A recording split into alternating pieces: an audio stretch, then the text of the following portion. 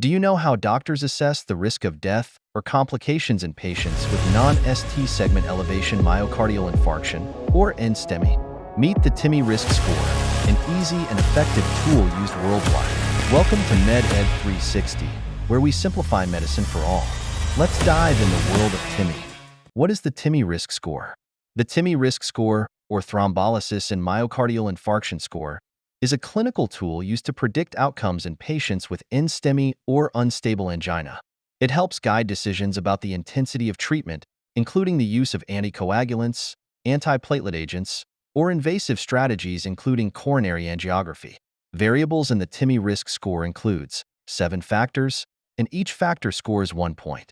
These factors are as follows: age 65 years or more, 3 risk factors or more for coronary artery disease, for example, smoking, hypertension, diabetes, family history, or high cholesterol levels, known coronary artery disease that is prior stenosis of 50% or more, aspirin use in the past 7 days, severe angina that is 2 or more episodes in 24 hours, ST segment changes on ECG, elevated cardiac biomarkers including troponin.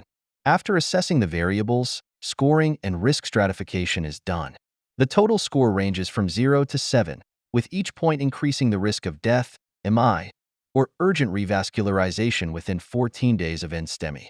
A score of 0 to 1 is considered as low risk, a score of 2 to 4 is considered as intermediate risk, a score of 5 to 7 is considered as high risk with a 14-day of. This stratification helps doctors decide whether the patient requires conservative treatment or invasive strategies. Patients with a high TIMI score often benefit from early invasive approaches, dual antiplatelet therapy, and anticoagulation. Conversely, low-risk patients might be managed with conservative strategies. While useful, TIMI is one part of the puzzle. Clinical judgment and other tools like GRACE score complement it. The TIMI Risk Score is simple but powerful, helping to save lives by guiding treatment strategies in STEMI patients. Thanks for watching MedEd 360. Don't forget to like, subscribe, and share this video to spread knowledge. Stay tuned for more medical insights. See you next time.